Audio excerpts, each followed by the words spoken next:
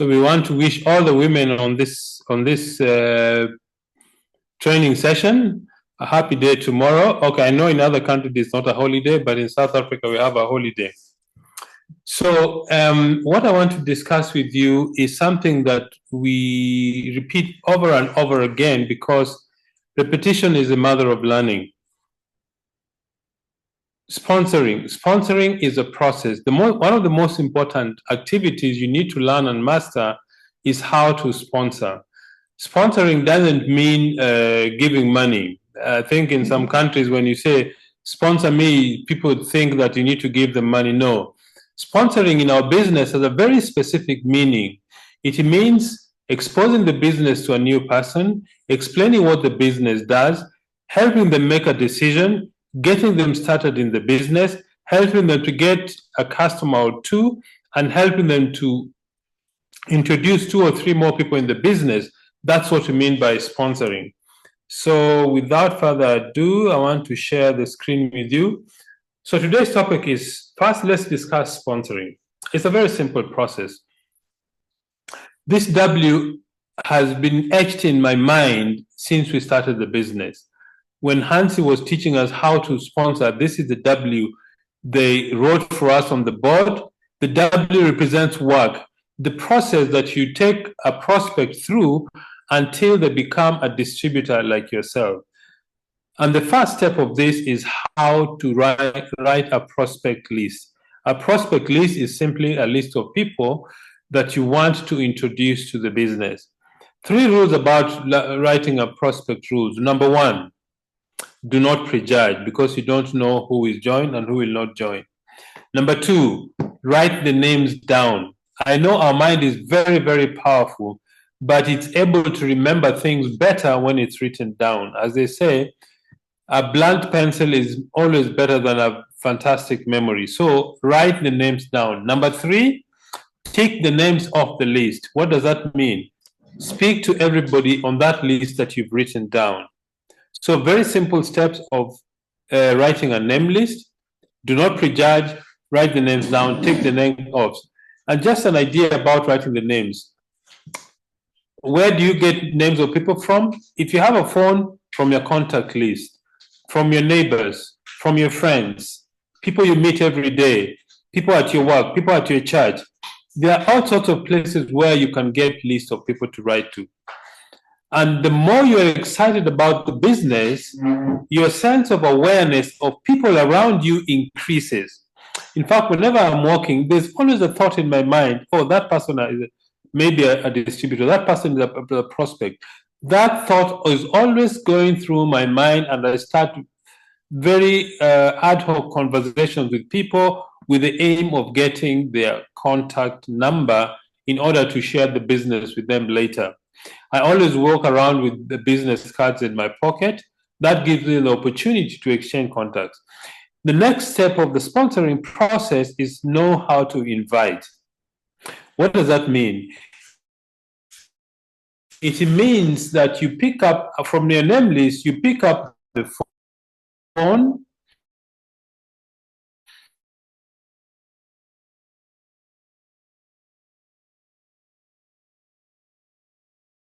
this. First, pick up the phone. Before you call, I would suggest, excuse me, prepare yourself mentally. What does that mean? It means you need to put yourself in a good frame of mind. When you pick up the phone and call somebody, they would immediately tell what your mental attitude is at the time you are calling them. So prepare yourself mentally. Have what is called posture. 2, speak with them with confidence. Number 3, make the conversation very brief. An example, you pick up the phone, somebody called John, maybe you haven't, a friend of yours you haven't seen for a long time. You say, John, this is Pascal, a quick question. I'm just going for a meeting. I know you're a very hardworking person. Are you open to look at a way to earn extra income? If they say yes, then you say, okay, I'm going to send you a video to watch. It's about 10 minutes long. When do you think you will watch it? They will tell you a time, either today or tomorrow. So if I send it to you, you'll have watched it tomorrow morning, yes. So when can I call tomorrow to discuss the contents of the video? That's how you invite somebody professionally. One, you ask them to commit to the time they'll watch it. Remember, it's the prospect who is setting the time to watch it, not you. Number two, you ask them when it's suitable for you to call them. That means they're the one scheduling actually the follow-up. Okay, so learn how to invite. Or if you want to invite somebody for a business face-to-face meeting or a business opportunity presentation, for example, you're going to have a business presentation at, let me take for an example in Nairobi, KICC. You call somebody and say, hey, John, I've got a quick question for you. Are you open to look at a way to run extra income? They say yes. Said, okay, John, there's a meeting on this date at this time at KICC. I'd like you to come for the meeting to see what we do. The dress is smart, casual. The meeting starts at 10, but I appreciate if you're there by about 10 minutes too. You'll find me at the doorway. I'll be wearing a black jacket or something like that. Describe as many details as possible. Then it tends to stick in the mind of the prospect. If the meeting is on Saturday, call them on Tuesday, give them a reminder on Thursday, and call them again on Friday. Why is that important? Things happen in life. So always call 2 or 3 times for a prospect to come for the meeting.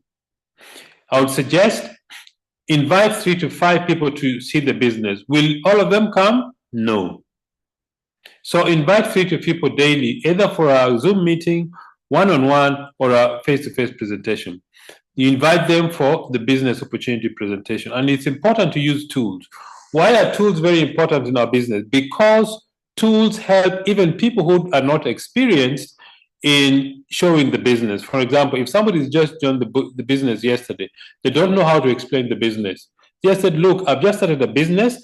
I want to send you a video to watch it, then you can discuss later. Or the person who got me into the business will discuss it with you. So tools are very important. What are tools? Videos, magazines, brochures, a DVD or a CD, something that has been professionally prepared to help explain the business. Then go to the business opportunity presentation. If it's a Zoom meeting, send them the link, invite them, remind them to attend, to log in about 5 minutes before time. If it's a face-to-face meeting, is a big meeting, invite them and make sure you're there yourself. During the let me say it's a group presentation. It is always good to stay near the front of the presentation, because if you sit at the back, you will see a lot of people who are dozing. Anyway, I'm just joking. So sit as in front as possible to the presentation. Number 2, sit next to your prospects. Number 3, in most presentations, the speaker will tell the jokes they have told 100 times. You still can laugh the 100th time. It doesn't matter. The thing is, if you're a distributor, you need to show the prospect that you're excited about this business. And the excitement or enthusiasm will catch your prospect. Once you've seen the business opportunity presentation, and then you make a follow-up. What is a follow-up? Follow-up is when you help the prospect to make a decision. Let me just share with you another part of some of my notes.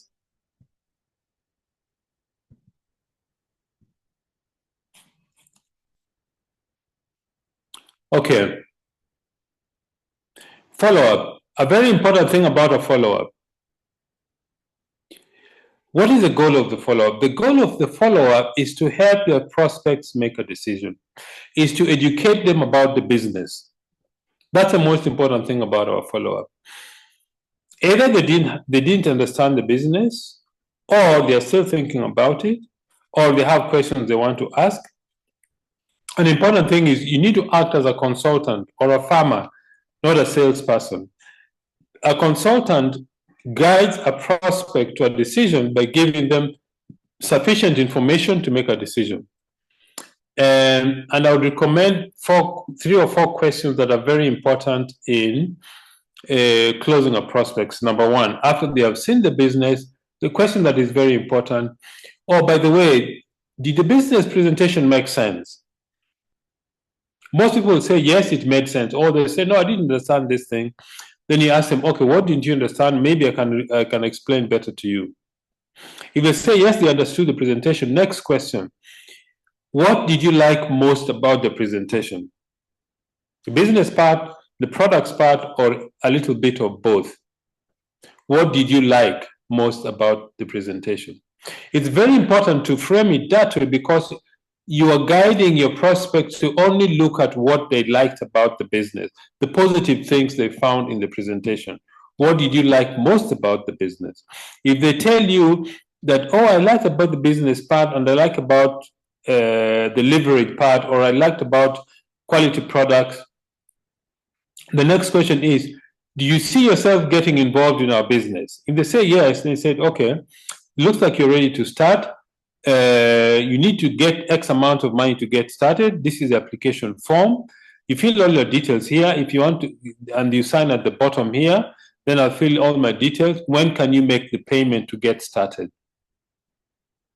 It's important to ask that question because that question makes the prospects know this is a business, and the speaker in the presentation would have said you need X amount of money to get started. So get to the point and ask them when they're going to make them pay the money.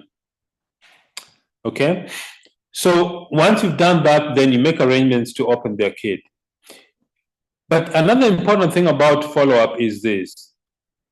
It takes 4 to 6 exposures before a prospect actually says yes. The average person says yes after 5, 6, sometimes 8 times of exposing them to the business to them before they say yes, they want to join the business. So do not give up. Be very systematic about the way you do your follow-up.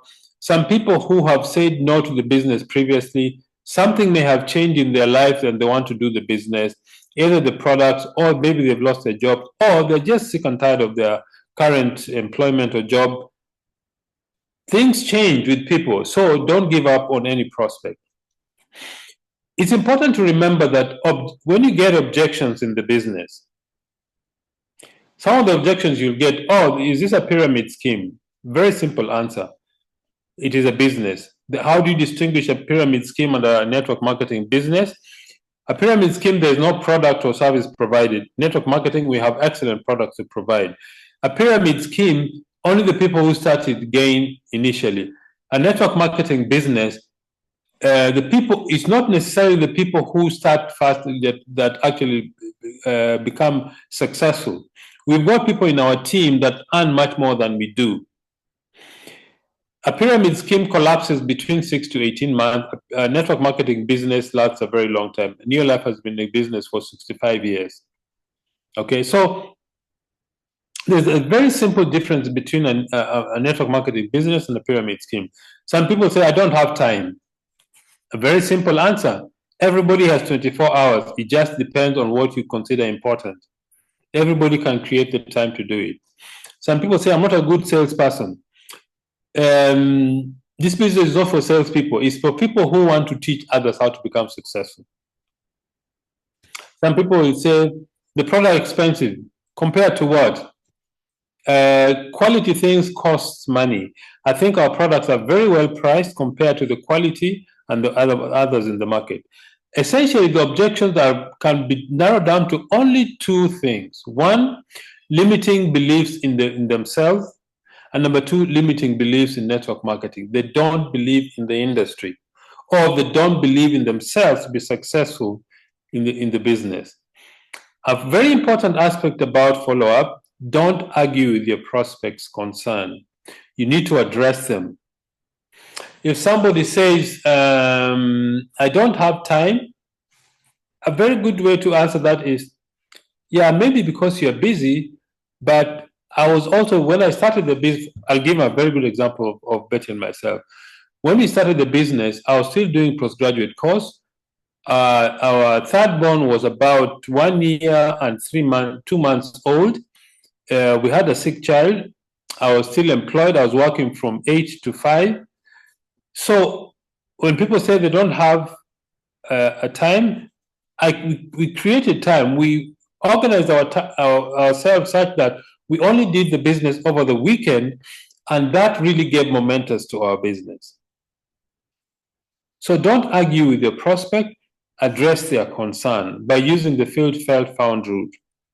I know how you feel. I felt that way when I started because I also had a lot of things to do, but I found that with good planning of the time, you can actually create time to do the business. So that's about follow-up.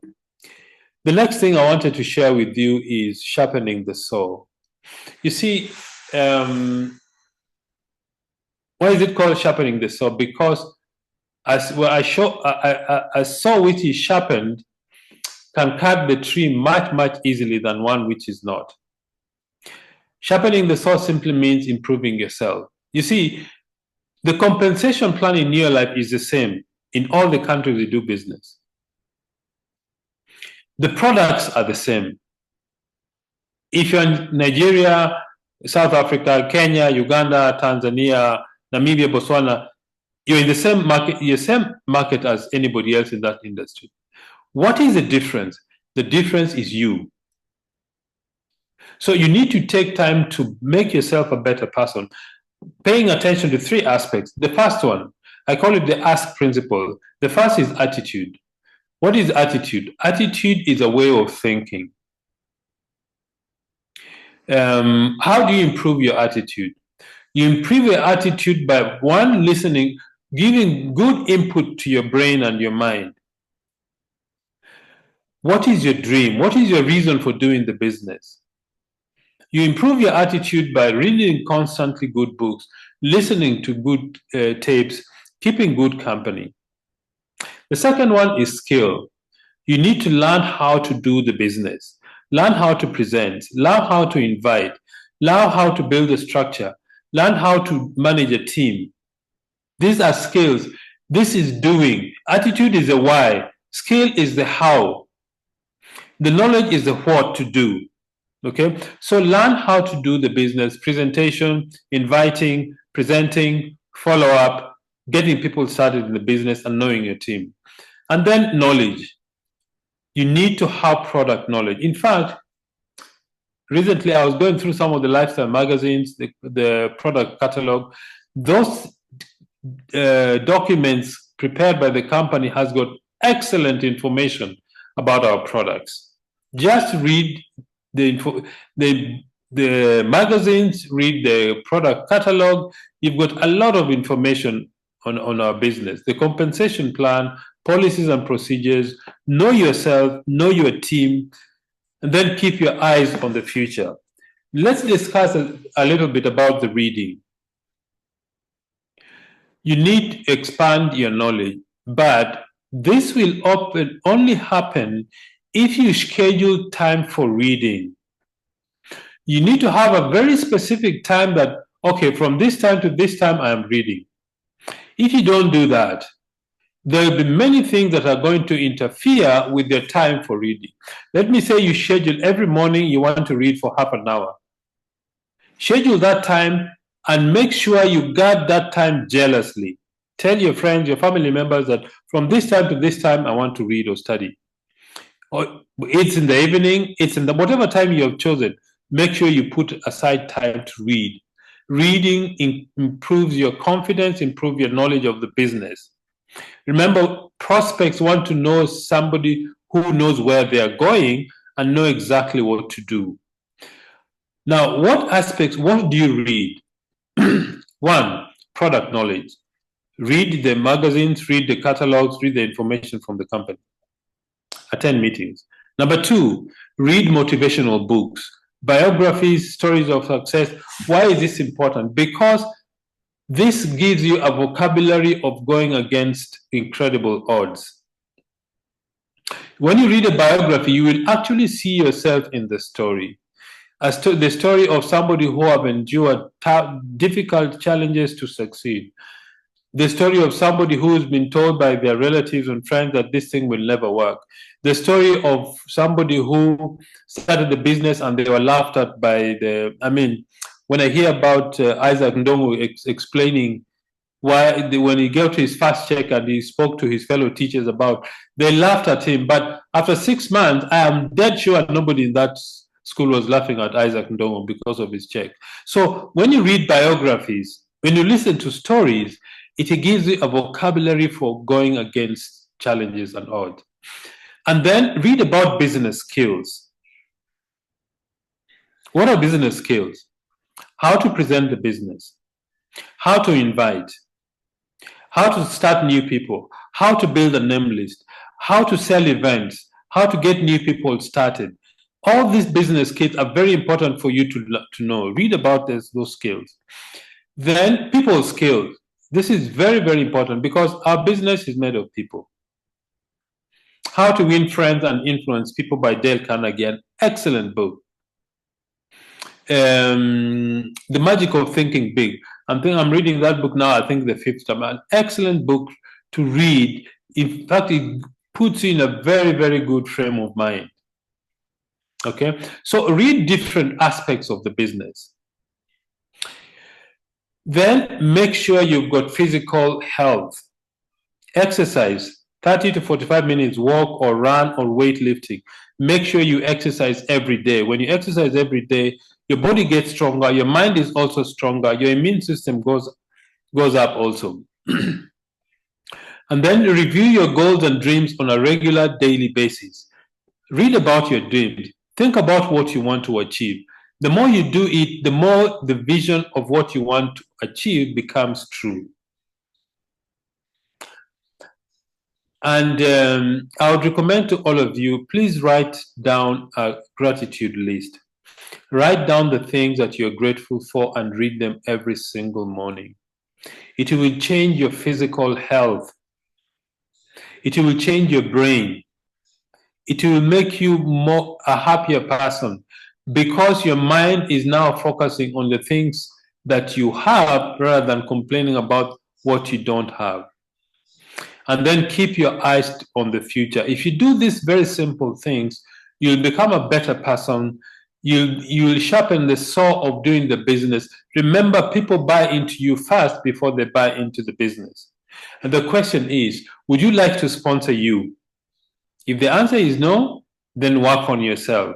If the answer is yes, a lot of people will come and join you and grow this business. So, ladies and gentlemen, those are the few things I wanted to share with you.